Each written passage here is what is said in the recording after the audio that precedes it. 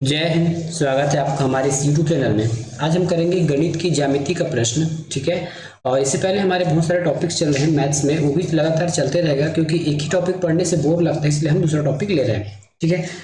Exam में यदि आप पहली बार बैठ रहे हैं या फिर कई बार एग्जाम दिला चुके हैं तो ज़्यादा अच्छा होगा यदि आप पास होना चाहते हैं तो पुराने प्रश्नों को सॉल्व कीजिए। ठीक है। छत्तीसगढ़ के अभी जो एग्जाम होने वाले हैं छात्रावास अधीक्षक, जिसमें 300 पद हैं, उसमें मैथ्स के आपको 25 अंक का प्रश्न पूछा जाएगा। ठीक है। तो अभी तक पिछला 10 साल में हम जितने भी प्रश्न पूछे गए हैं उसके टॉपिक वाइज हम वीडियो ला रहे हैं। यदि आप पास होना चाहते हैं अच्छे से तो जरूर पुराना प्रश्न देखिए। पुराना प्रश्न देखने से आपको आइडिया लगता है कि प्रश्न आते कैसे हैं और उसको सॉल्व कैसे किया जाता है। चैनल पर नए हैं तो पूरा वीडियो लास्ट तक देखिएगा। पसंद आए तो लास्ट में सब्सक्राइब और वीडियो को लाइक, साथ में बेल आइकन दबा लीजिएगा सब्सक्राइब करके। स्टार्ट करते हैं आज का क्लास। सबसे पहला प्रश्न है, एक त्रिभुज ABC। ठीक है, जैसे आपको इमेज में दिख रहा होगा एक त्रिभुज है ABC। हम इसका नामकरण कर देते हैं। ये हो गया A, ये हो गया B और ये C। ठीक है। एक त्रिभुज ABC, BC का मध्य बिंदु H है। ये BC भुजा है, BC का मध्य बिंदु H है तो ये H हो गया। ठीक है। त्रिभुज ABC का गुरुत्व केंद्र P है, गुरुत्व केंद्र P है, तब AP का मान ज्ञात कीजिए। सबसे पहले इस गुरुत्व केंद्र के बारे में आप समझ लीजिए। यदि हमारे पास त्रिभुज की 3 भुजाएं होती है, प्रत्येक भुजा के मध्य बिंदु को हम यदि सामने वाले कोण से मिला दें, ठीक है, प्रत्येक भुजा के मध्य बिंदु को सामने वाले उसके कोण से मिला दें तो उसके बाद जो कटान बिंदु होगा उसको हम गुरुत्व केंद्र के नाम से जानते हैं। क्या कहा मैंने? त्रिभुज की 3 भुजाएं होती है, तीनों भुजाओं के जो बीच हो मतलब मिडिल पॉइंट होगा उस पॉइंट से आप सामने वाली भुजा को मिला दीजिए। और उस जब आप तीनों भुजाओं को मिला देंगे, है ना, तीनों भुजाओं के अर्धक को आप कोण से मिला देंगे तो एक पॉइंट मिलेगा। इसको हम कहते हैं गुरुत्व केंद्र। इसी को P नाम से जाना जाता है। ठीक है। तो गुरुत्व केंद्र की खास बात ये होती है, जब ये लाइन हम मिलाया जाता है तब ये जो P है ना, जो केंद्र कोण से बिंदु तक की जो दूरी है वो 2 रेशियो होती है, और जो बिंदु से है ना भुजा के मध्य बिंदु तक की जो दूरी होती है वो 1 रेशियो होती है। टोटल अगर हम एक रेखा को, है ना, एक पूरे लाइन को, जैसे AH लाइन है, उसको यदि हम 3 भाग में बांटते हैं तो 2 रेशियो कितना हो जाता है? कोण से बिंदु तक की दूरी और बिंदु से भुजा के मिड पॉइंट की दूरी 1 रेशियो में होता है। ये हमेशा एक है, या आप ये कह सकते हैं कि ये गुरुत्व केंद्र की प्रॉपर्टी है। ठीक है, गुरुत्व केंद्र की प्रॉपर्टी है। तो इसके हिसाब से हम पूछा गया AP, तो AP बराबर हमारा 2 होना चाहिए। ठीक है, AP बराबर 2 होना चाहिए और PH बराबर होना चाहिए 1। और यदि पूरी रेखा की बात किया जाए तो AH बराबर 3 होना चाहिए क्योंकि टोटल है। उसी प्रकार आप किसी भी रेखा को ले सकते हैं, हमने फिलहाल एक रेखा को लिया है। ठीक है। अब देखिए हमारे पास ऑप्शन है, तो ऑप्शन में कौन सा सही होगा? तो ज़्यादा अच्छा है, इसमें तो आपको बनाने की जरूरत नहीं पड़ेगा। आप केवल और केवल कैसे बना सकते हैं, इसको लॉजिक से बना सकते हैं। हमको AH का मान रख लेते हैं तो AP का मान आ जाएगा। सभी में हम AH का मान रख के देखते हैं, तो AH का मान रखेंगे तो यहाँ 3 रखते हैं तो ये कटेगा नहीं, और AP का हम कटने के बाद AP 2 आना चाहिए, यहाँ पे नहीं आया। ठीक है। B के पास चलते हैं। B में हम रखते हैं 3, तो 3 से 3 कट जाएगा, लेकिन AP का मान 2 1 आ रहा है, जबकि गलत है, AP का मान 2 आना चाहिए।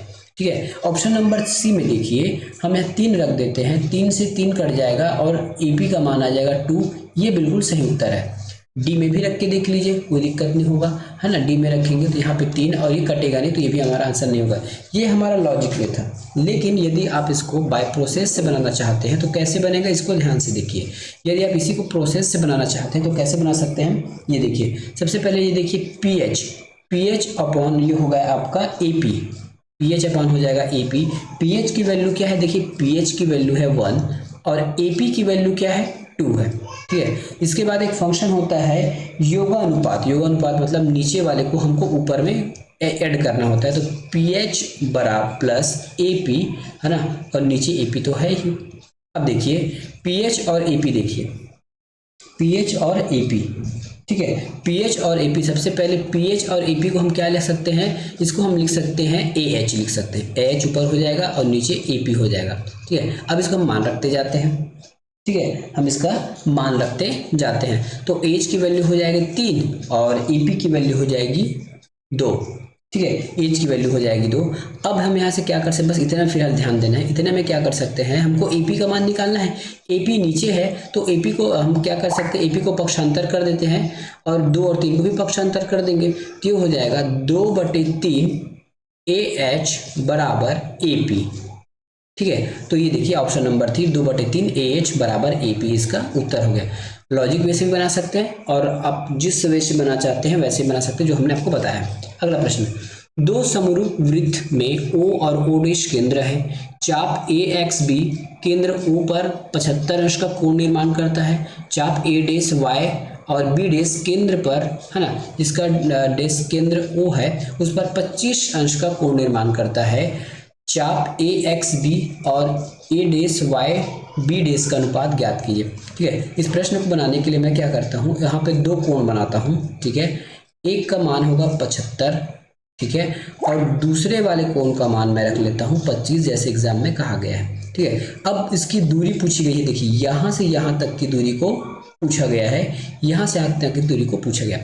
ठीक है, इस प्रश्न को उत्तर तो मैं दे ही दूंगा, साथ में आप एक प्रैक्टिकल या फिर एक याद रखिए, जैसे हमने क्या किया, 2 रॉड लिए और दोनों को इस प्रकार से इस बिंदु से जोड़ दिया। अब देखिए इस रॉड को हम जितना फैलाएंगे इसकी जो बीच की दूरी है वो फैलती जाएगी, मतलब बढ़ती जाएगी। ठीक है, और जैसे ही आप इसको फैलाओगे तो इसका जो बीच का जो कोण है वो बढ़ते जाएगा, मतलब थीटा जो बढ़ते जाएगा, ये है ना। और यही इसी रॉड को यदि आप अगर सिकोड़ देते हो, मतलब पास में ला देते हो, तब क्या होगा, इसकी बीच की दूरी कम हो जाएगी, साथ में इसकी जो कोण है वो कम हो जाएगा। तो हमने क्या सीखा, जो डिस्टेंस है, डिस्टेंस का मतलब डी लिख लेता हूँ, ये डायरेक्टली प्रोपोर्शन होता है आपके थीटा के। थीटा मतलब कोण का, कोण जितना बड़ा होगा डिस्टेंस बढ़ेगा, कोण जितना छोटा होगा डिस्टेंस कम हो जाएगा।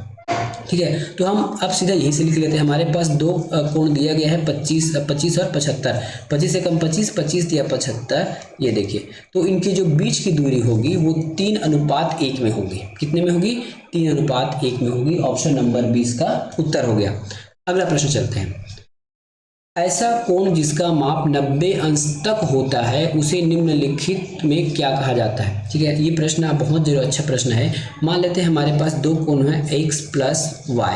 ठीक है, यदि इन दोनों कोणों का योग यदि ये 90 डिग्री हो जाता है ना, जरूरी नहीं कि x y आधे आधे हो सकता है x की वैल्यू 80 होगी और y की वैल्यू 10 होगी, जोड़ेंगे तो 90 आ जाएगा, या x की वैल्यू 70 होगी या फिर y की वैल्यू 20 होगी, फिर भी 90 आएगा। ऐसा कोई आप कॉम्बिनेशन बना सकते हैं या फिर 45 + 45 भी कर सकते हैं। ठीक है, तो वैसे 2 कोण जिसका योग 90 अंश है उसको हम पूरक कोण कहते हैं। क्या कहते हैं, पूरक कोण। आपको बाद में एक और पढ़ना, संपूरक कोण। तो वैसे 2 कोण है ना, वैसा 2 कोण θ1 + θ2 यदि इन दोनों का योग 180 अंश है, ठीक है, तो इसको हम संपूरक कहेंगे। कहने का मतलब 2 कोण जिसका योग 90 अंश है पूरक कोण कहलाएगा, 2 कोण जिसका योग 80 अंश है, सॉरी 180 डिग्री है, उसको हम पूरक कोण के नाम से जानते हैं। ये है अगला प्रश्न और अगला टॉपिक। ठीक है, इस प्रश्न को करने से पहले आप लाइन और एंगल के बारे में आप समझ लीजिए। वैसे इस YouTube के चैनल में आपको डिटेल में लाइन और एंगल के बारे में पता चल जाएगा, फिर भी हम यहाँ पे आपको लाइन और एंगल के बारे में बता देते हैं ताकि आपको आने वाले प्रश्नों में दिक्कत ना हो।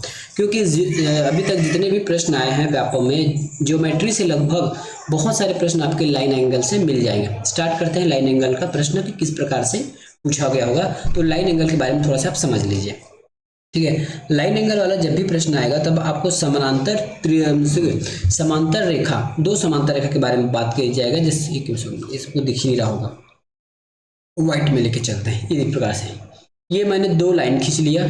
ठीक है, ये 2 लाइन मैंने क्या खींचा, ये हमारी समानांतर रेखा हो गई। समानांतर का हम समझते हैं वैसी रेखा जिसकी डिस्टेंस प्रत्येक दूरी पर सेम हो। ये LM करके मैंने 2 समानांतर रेखा खींचा जहां जिसकी जो डिस्टेंस है प्रत्येक दूरी पर समान होगी। अब यहाँ एक मैं तिर्यक रेखा बनाता हूँ। तिर्यक मतलब वैसा रेखा जो दोनों समानांतर रेखा को काटती है। इसको मैं N नाम से दे देता हूँ। ठीक है, N नाम से इसको मैं नामकरण कर देता हूँ। अब देखिए सबसे पहले एक चीज याद रखिएगा, कोई भी यदि सीधी लाइन है तो इस सीधी लाइन में 180 डिग्री का कोण बनता है।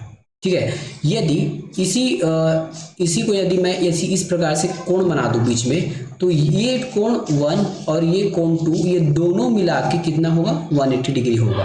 कितना आप याद रखिएगा। ठीक है, चलिए अब हम इस रेखा के बारे में बात करते हैं। जब भी हम इस प्रकार की बात करेंगे तो मान लेता हूं कि ये रेखा कितना का होगा, ये होगा आपका 130 का, ठीक है। अब पूरा लाइन की जो एंगल होती है 1 होती है 180, 180 में 130 तो हमारे पास आ गया, बचा कितना 50, तो इस साइड का जो एंगल होगा वो 50 होगा, ठीक है। ठीक है, इतना बात समझ में आ गया। अब नीचे देखिए, अब नीचे क्या देखना है, सेम लाइन है मतलब समानांतर रेखा है, यदि कोई भी तिर्यक रेखा ऊपर वाले लाइन के साथ 130 बना रही है ऊपर में, तो यहाँ भी 130 अंश का कोण निर्माण करेगी और इसके विपरीत साइड भी 50 होगा, तब तो दोनों मिला के 180 हो जाएगा।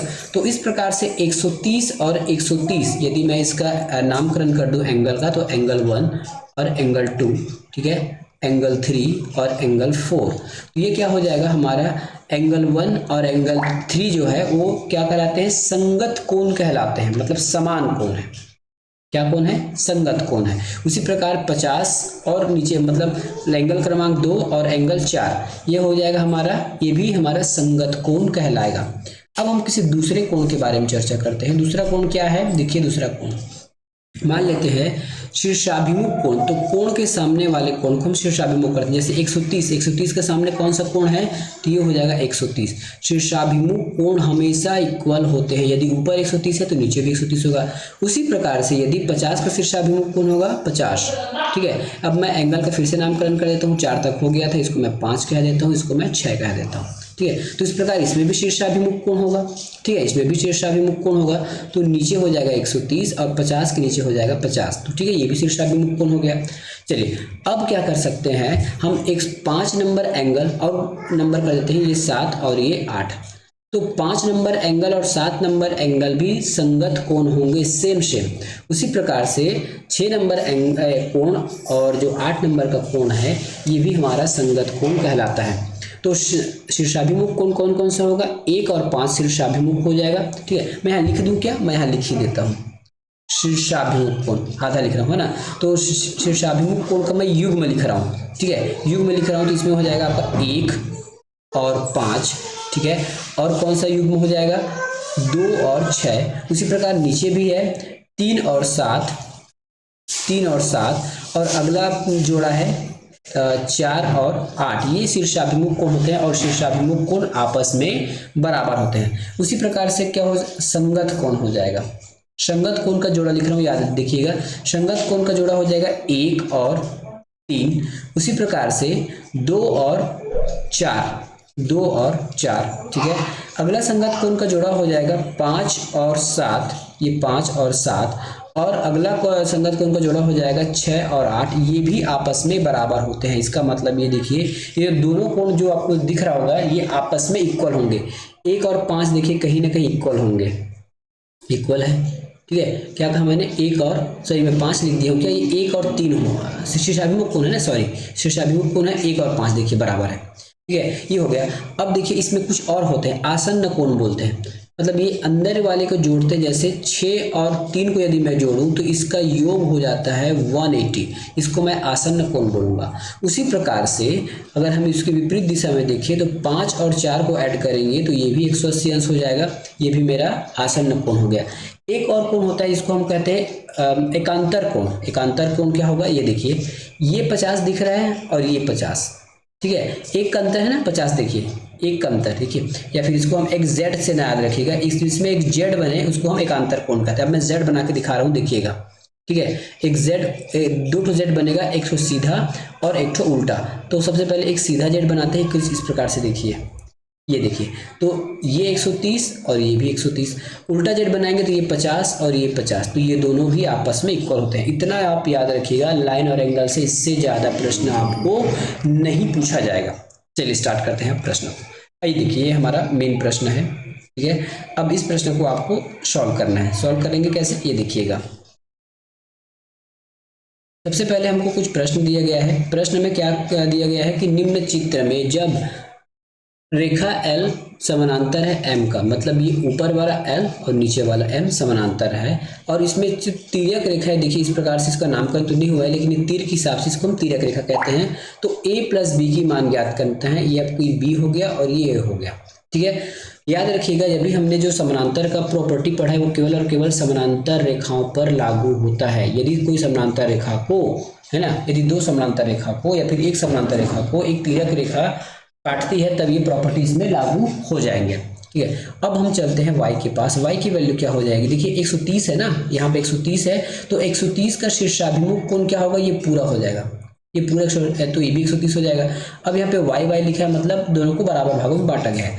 और 130 को हम कैसे बांट सकते हैं, तो यहाँ हो जाएगा 65 और इस y का मान भी हो जाएगा 65। ठीक है, अब देखिए हमने बताया था कि जो लाइन के ऊपर 130 है तो संगत कोण के हिसाब से ये भी 130 हो जाएगा। ठीक है, 130 हो जाएगा। दूसरी बात हमने और प्रॉपर्टी क्या देखा था कि एक सीधी रेखा की जो डिग्री होती है वो 180 होती है। देखिए m पूरा सीधी रेखा है और यहाँ पे t का मान निकालना है हमको, है ना। तो देखिए 130 होती है, बचा कितना 130 180 होता है एक सीधी रेखा का एंगल। 130 हमारे पास है, बचा कितना 50 बचा है, तो टी 2 बार है तो एक को हम 25 मान लेते हैं, दूसरे को भी हम 25 मान लेते हैं, ये भी हमारा काम निकल गया। उसी प्रकार का इस प्रकार का इसमें देखिए ये आपका 120 है, सम्मुख शीर्षाभिमुख कोण भी 120 ही होगा। x लिखा है तो x को 60 मान लीजिए, दूसरे x को भी 60 मान लीजिए, तो 120 ये हो गया। ठीक है, अब 120 का संगत कोण ये हो जाएगा। ठीक है, अब यहाँ भी प्रॉपर्टी आपका लग जाएगा, एक सीधी रेखा है, सीधी रेखा का मान 180 होता है। 120 हमारे पास पहले से बचा कितना, बचा हमारे पास 60 बचा, है ना, तो 6 2 8 होगा। तो z भी 30 मान लीजिए और इस z को 30 मान लीजिए, बस हमारा काम हो गया। अब हमको a और b का मान निकालना है, तब कैसे निकालेंगे, देखिए अब सबसे पहले एक त्रिभुज देखते हैं। त्रिभुज यहाँ पे कोई नामकरण नहीं है तो मैं कोई नामकरण करा देता हूँ। ये a, ये b, ये c और ये d, इसको मैं नामकरण कर देता हूँ और बीच को o लिख लेते हैं। ठीक है, नामकरण हुआ नहीं था। अब देखिए त्रिभुज AOB में त्रिभुज के तीनों कोणों का मान होता है 180। ठीक है, तो मेरे पास दो कोण का मान तो पता है 30 और 25, कितना हुआ 30 और 25 जोड़ेंगे तो ये हमारा हो जाएगा 55। ठीक है, 55 हुआ तो 180 में 55 माइनस कीजिए, 180 में 55 माइनस करेंगे तो इस b का मान निकल जाएगा, ये हो जाएगा आपका 215। अब तीनों को मिलाएंगे तो 180 हो जाएगा, तीनों कोण का मान 180 होता है, b का मान निकल गया 15। अब आपको देखना है त्रिभुज AOC में इसका भी मान 180 अंश होना चाहिए, तीनों कोण मिला के।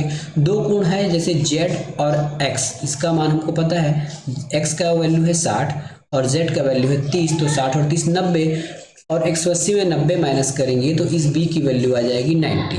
ठीक है, अब दोनों को जोड़ देते हैं क्योंकि हमको a प्लस b बोला गया है, तो b की वैल्यू है 215, a की वैल्यू है 90। अब ये हो जाएगा 5, 9 1 हो जाएगा 10। ठीक है, 9 1 10 कितना हो जाएगा,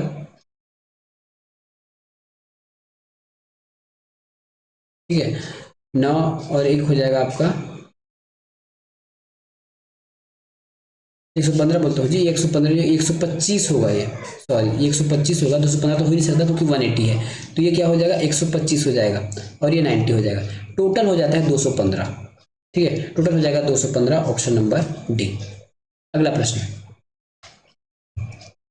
ए बी 18.2 सेंटीमीटर तथा DE 13 सेंटीमीटर तथा त्रिभुज ABC सर्वांग सम है। ठीक है, त्रिभुज ABC साथ सर्वांग सम है त्रिभुज DEF का, तो सबसे पहले नामकरण कर देते हैं, ये हो जाएगा A, ये हो जाएगा B, ये हो जाएगा C।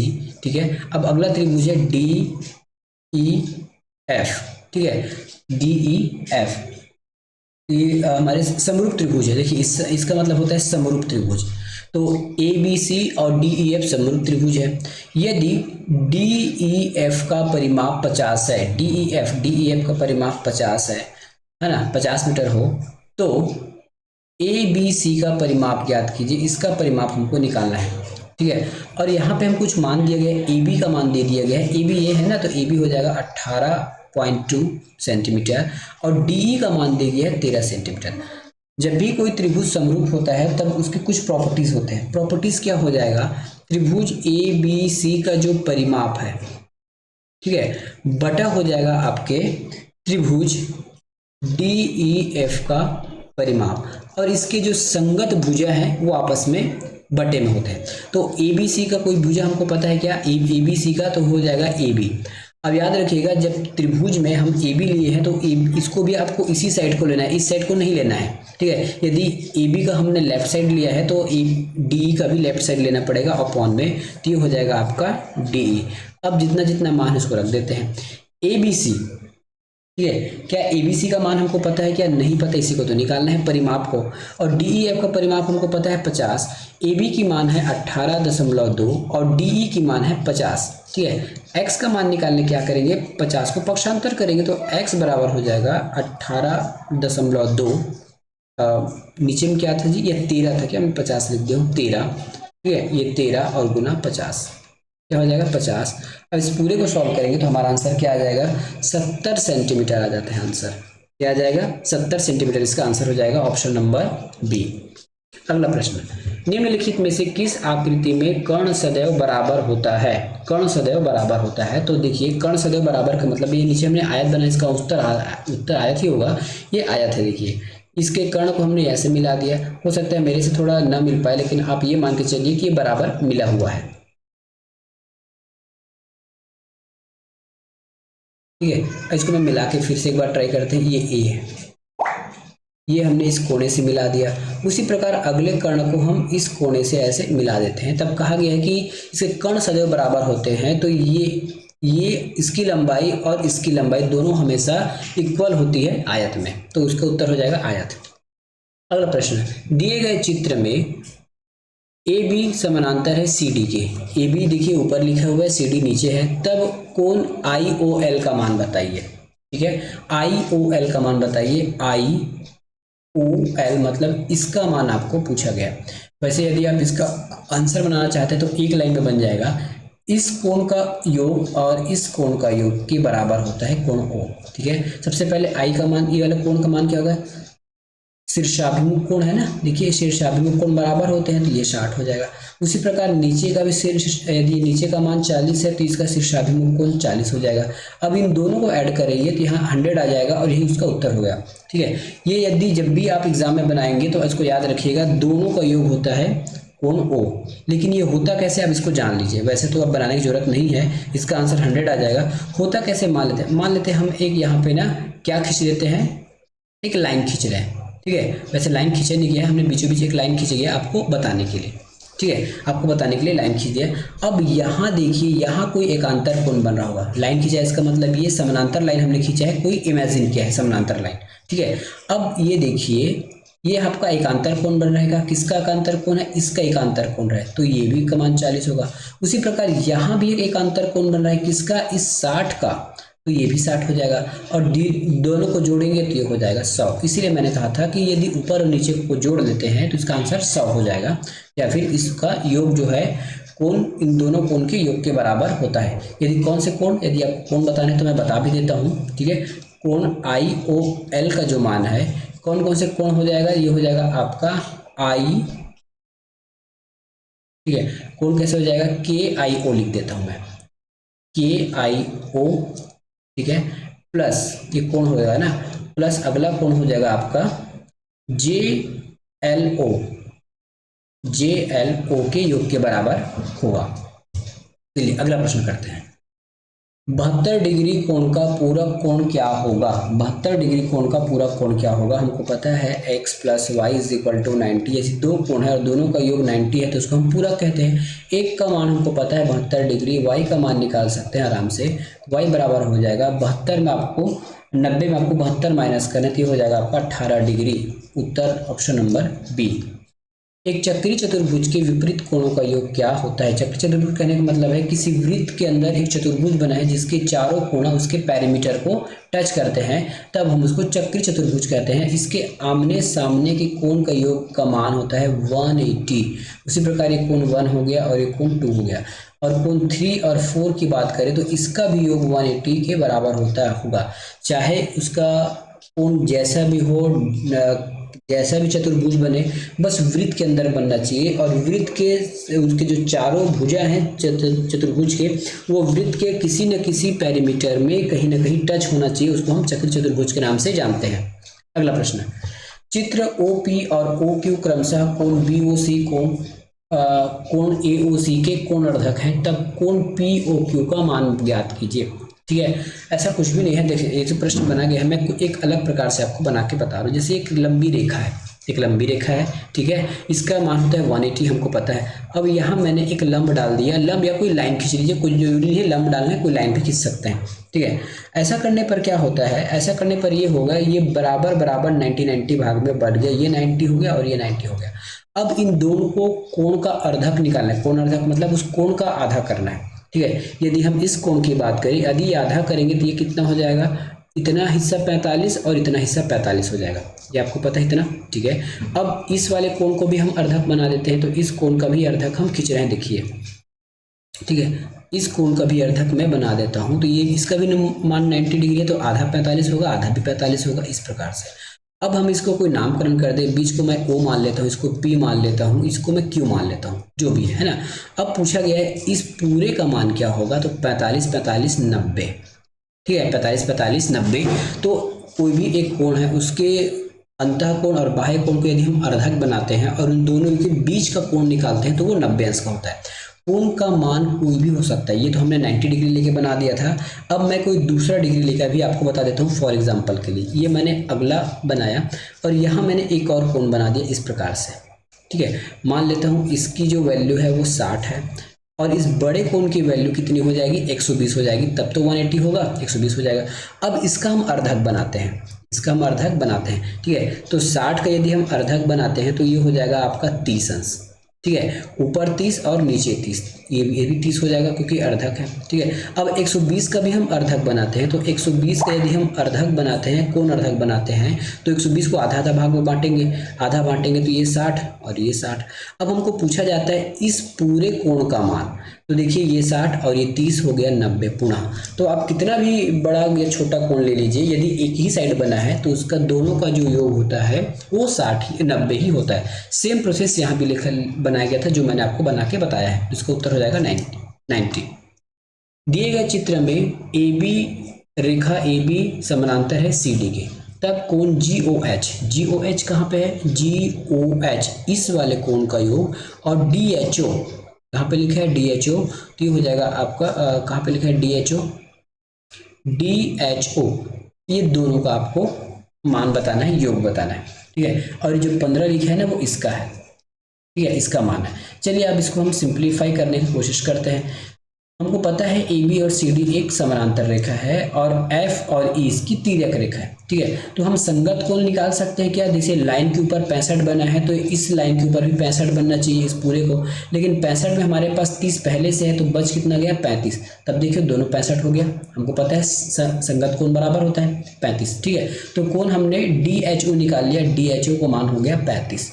अब निकालना है GOH, निकाल लेते हैं, कोई दिक्कत नहीं है, निकाल लेते हैं। कैसे निकालेंगे, ये देखिए, यदि ये 65 है और पूरे लाइन का वैल्यू कितना होता है, ठीक है, एक रेखा का जो इसमें जो कोण बनता है वो होता है 180, ठीक है, कितना होता है 180 डिग्री। यदि ये 65 है तो बाकी कितना हो जाएगा, ये वाला मान कितना हो जाएगा, तो आपको क्या करना है 180 में 65 माइनस करना है। 10 में 5 गया 5, ठीक है, 8 में 7 गया 1, ये 1, ठीक है, 105, तो ये हो गया आपका 115 डिग्री, सॉरी 115 डिग्री। अब 115 का सम्मुख कोण ये हो गया, ठीक है, तो ये भी 115 हो गया। 115 में हमारे पास 15 डिग्री पहले से है तो बचा ये 100 डिग्री, ठीक है। अब एक त्रिभुज देखिए, त्रिभुज क्या हो जाएगा GOH, त्रिभुज GOH का मान तीनों कोणों का योग 180 होना चाहिए, ठीक है। तो इसमें 30 और 100 हमारे पास पहले से है तो कितना हो गया 130, बचा कितना 50, ठीक है। तो इस कोण का मान हो जाएगा 50, ठीक है। तो इस कोण का मान हो जाएगा 50, 35 और 50 को जोड़ेंगे तो ये हो जाएगा आपका 85 डिग्री, कितना हो जाएगा 85 डिग्री। इसलिए आपको लाइन एंड एंगल पहले बताया गया। नीचे चित्र दिया गया है, कोण B का अनुपात कोण C 2 और 3 के अनुपात में है, B प्लस C कोण का मान ज्ञात कीजिए। इस प्रश्न को जरूर बनाएंगे, लेकिन यहाँ पे थोड़ा से हम आपका थोड़ा समय लेंगे 1 मिनट का। मैं क्या कर रहा हूँ फिलहाल आपको समझाने के लिए एक समबाहु त्रिभुज ले रहा हूँ। समबाहु मतलब जिसकी तीनों कोण का मान बराबर होता है 60, ये भी 60, ठीक है, और ये भी 60। अब इस त्रिभुज के किसी भी एक भुजा को मैं बढ़ा देता हूँ, किसी भी एक भुजा को यदि मैंने बाहर तक इस प्रकार से बढ़ा दिया, ठीक है, मतलब ये कोई नाम ले लेते हैं A, बी सी और इसको मैंने डी तक बाहर बढ़ा दिया। तो इसका मान क्या होगा, इतने का मान क्या होगा? आपको पता है एक रेखा का मान कितना होता है 180, 180 होता है, उसमें 60 मेरे पास पहले से है, तो ये कितना हो जाएगा 120। ठीक है, ये कितना हो जाएगा 120। अब यहाँ से एक क्या निकल के आता है, यदि हमने किसी त्रिभुज के एक रेखा को आगे बढ़ाने के बाद जो बाह्य एंगल बनाया है, इस बाह्य एंगल का जो मान है वो उस त्रिभुज के शेष दो कोणों के योग के बराबर होता है, मतलब कोण ए प्लस कोण बी के बराबर होता है 120। देखिए यहाँ पे 60 है और यहाँ भी 60 है, तो इन दोनों का मान कितना हो जाएगा, इन दोनों कोणों के योग के बराबर होता है। या फिर इसका जो मान है, कोण क्या लिख सकता हूं मैं, कोण ए सी डी का जो मान है इसके बराबर होगा कोण ए प्लस कोण बी के बराबर होगा।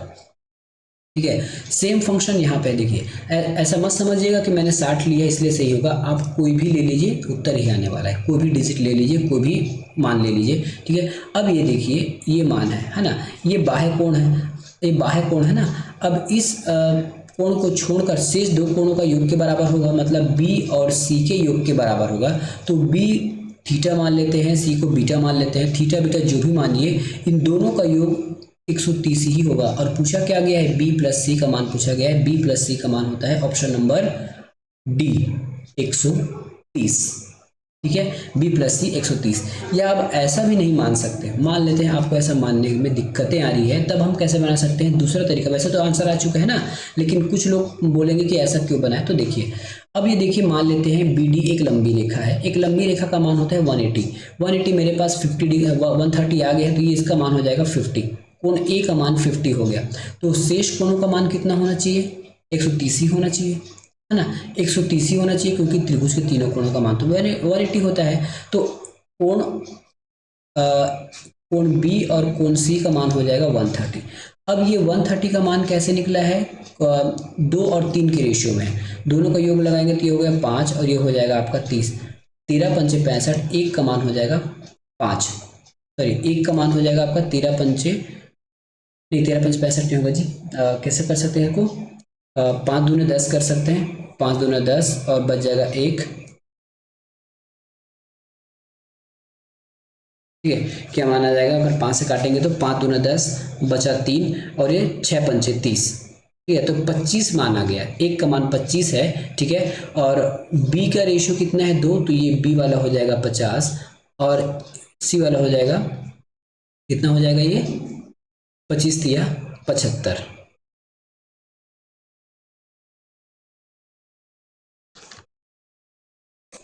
ठीक है, इसमें थोड़ा सा जोड़ प्रॉब्लम हो गया था। इन रेशियो का योग हो जाएगा 5 और यहाँ पे हो जाएगा 130। ठीक है, तो 5 से काटेंगे तो 5 दूना 10 बच जाएगा हमारे पास 3, 6 पंचे 30, तो ये हो जाएगा एक रेशियो का मान 26। ठीक है, यदि बी की मान निकालना चाहें तो बी का अनुपात है 2, तो ये हो जाएगा 26 दूना कितना हो जाएगा, 6 दूनी 12, 26 दूना 52 हो जाएगा। ठीक है, और 26 दिया हो जाता है 78, इन दोनों को जोड़ेंगे तो 130 हमको पुनः मिल जाएगा। ये आपके घुमा फिरा कर करने वाली बात हो गई, लेकिन यदि आप प्रमेय से याद करेंगे तो सीधा बता देंगे कि ए और बी प्लस का मान 130 होने वाला है। अगला प्रश्न, यदि AC और BD एक दूसरे पर O पर काटते हैं तथा AO और CO बराबर है, BO और DO बराबर है, तब हम क्या कर सकते हैं। ठीक है, तो सबसे पहले एक रेखा बनाते हैं AC, तो हमने ये बना लिया AC। उसके बाद हमने एक बनाया BD, ये हमने BD बना लिया, नामकरण कर लीजिए, AC हो गया। ठीक है, AC हो गया और ये हो गया आपका BD। ठीक है, AC और BD हो गया। तो इसके बीच की दूरी के बारे में हमको पूछा गया। याद रखिए, यदि इन दोनों की लंबाई बराबर, इसकी लंबाई बराबर है ओके और इसकी लंबाई बराबर है, यदि इन दोनों की लंबाई बराबर है ऊपर और नीचे, तब क्या होगा, इस दोनों रेखाओं को या फिर दोनों चीज़ों को जितना आप फैलाएं या फिर जितना सिकोड़े, दोनों के बीच का अंतर हमेशा इक्वल होगा और एक निर्धारित डिस्टेंस पर होगा। याद रखिए, ये देखिए, यदि आप इसको फैलाएं तो यहाँ तक की जो दूरी है, यहाँ तक की जो दूरी इक्वल होगी, साथ में इसकी जो लंबाई है वो भी इक्वल होगी। ठीक है, और यदि इसी को आप यदि इस प्रकार से सिकुड़ भी देते हैं तो भी इसके बीच की दूरी में कोई अंतर नहीं आने वाला है। इसका मतलब ऑप्शन नंबर ए सही है, BC समानांतर होगा AD का और BC बराबर होगा AD का। ठीक है, अगला प्रश्न देखते हैं, किसी अधिक कोण त्रिभुज के दोनों न्यून कोण का योग 70 अंश है और उसका अंतर 10 है। तो त्रिभुज के बड़े कोण का मान याद रखिए, त्रिभुज के तीनों कोणों का मान होता है 180। दो कोणों का मान तो हमको दे ही दिया है 70, तो तीसरा कोण का मान क्या होगा 70, इसको माइनस कर देते हैं 110, ऑप्शन नंबर सी। कैसे कैसे है, समझ में आया? दो कोण का मान हमको ऑलरेडी दे दिया गया है 70, तीसरे कोण का मान पूछा गया है तो हो जाएगा आपका 110। अगला प्रश्न करते हैं। दी गई आकृति में x का मान आपको निकालना है। जब भी ऐसा कोई प्रश्न देगा तो आंख मूंद के इस x का मान निकालने के लिए इन तीनों को आप जोड़ दीजिएगा, इन तीनों को आप जोड़ दीजिएगा, तो ये हो जाएगा आपका 5 4 9 और 9 3 12, तो ये हो जाएगा आपका 120 डिग्री। x बराबर क्या हो जाएगा 40 प्लस 30 प्लस 50 बराबर 120 अंश। अगला प्रश्न है, दी गई आकृति में त्रिभुज ABC की भुजा CB को D तक और CA को E तक तथा BA को F तक बढ़ाया गया है। यदि कोण ABD बराबर 140 अंश तथा कोण EAF बराबर 30 अंश हो तो ACD का मान बताइए। ACD इसका मान हमको बताना है, ठीक है। ये पता है आपको कि यदि ये शीर्षाभिमुख कोण इक्वल होते हैं तो ये 30 हो जाएगा। एक रेखा का मान 180 होता है, 140 हमारे पास पहले से, तो इसका मान भी कितना हो जाएगा 40 हो जाएगा। अब देखिए त्रिभुज ABC में तीनों कोणों का मान होना चाहिए 180, 40 और 30 मेरे पास पहले से मतलब 70, तो इस कोण का मान कितना होगा, ऑब्वियसली सीधी सी बात है वो 110 होगा, 110। तब तो तीनों कोण मिला के 180 अंश होगा, ठीक है, तब तो तीनों कोण मिला के 180 अंश होगा। अगला प्रश्न करते हैं। किसी चतुर्भुज के कोणों का कोण क्रमशः 2 थीटा, 3 थीटा, 4 थीटा और 9 थीटा है, तो सबसे बड़े और सबसे छोटे कोण का अंतर क्या होगा, ठीक है। चतुर्भुज के चारों कोणों का योग होता है 360, कितना होता है 360। उसमें से हमको क्या दिया गया है 2 theta plus 3 theta plus 4 theta plus 9 theta और इसका वैल्यू दिया गया है 360। जोड़ेंगे तो कितना हो जाएगा आपका ये 9 और हो जाएगा आपका 9 4, ठीक है। जोड़ेंगे तो कितना हो जाएगा ये आपका 9 4 13, 13 फिर 3 हो जाएगा आपका 16, 16 2 18, तो हो जाएगा आपका 18 थीटा बराबर 360। थीटा की वैल्यू में निकालेंगे तो 18 दूनी 36, थीटा की वैल्यू आ जाएगी 20। अब पूछा गया है सबसे बड़े कोण और सबसे छोटे कोण का अंतर। सबसे बड़ा कोण है 9 और सबसे छोटा कोण है 2, दोनों का अंतर निकालेंगे तो हो जाएगा आपका 7 थीटा। तो 7 इंटू थीटा का मान हमारे पास पहले से है 20, तो 7 दूनी 14 140, क्या चीज है 7 दूनी 14 140, ऑप्शन नंबर डी, ठीक है। अगला प्रश्न करते हैं। दी गई आकृति में AOB एक सरल रेखा है, यहाँ पे है ये देखिए AOB, ये O है ना, AOB एक सरल रेखा है, तब हमको x और y का मान ज्ञात करना है। सबसे पहले हम नीचे में देखते हैं, इसमें देखते हैं नीचे में, तो 3x प्लस 90 बराबर होना चाहिए 180, क्योंकि एक सरल रेखा 180 डिग्री का होता है, ठीक है। 90 यहाँ पक्षांतर होकर जाएगा तो माइनस हो जाएगा, तो बच जाएगा हमारे पास 3x माइनस 90, ठीक है। x का मान निकालेंगे तो 3 एकम 3, 3 तिया 9, x की वैल्यू 30, ठीक है। x की वैल्यू 30 कहाँ दिख रहा है, यहाँ पे देखिए x की वैल्यू 40 है, यहाँ पे x की वैल्यू 90 है, गलत बात है, ऐसा हो नहीं सकता, ठीक है। तो दो ऑप्शन तो हमारे पास कट गए। अब ऊपर हम x का मान रख देते हैं, इस x का मान रखेंगे तो 30 हो जाएगा। अब ऊपर भी अगर हम देखते हैं तो ऊपर भी 180 डिग्री होना चाहिए, तो हमारे पास 30 है 60 है, 30 और 60 जोड़ेंगे तो 90 हो जाएगा। 180 के लिए कितना कम पड़ रहा है 90 कम पड़ रहा है, तो y की वैल्यू 90 हो जाएगी।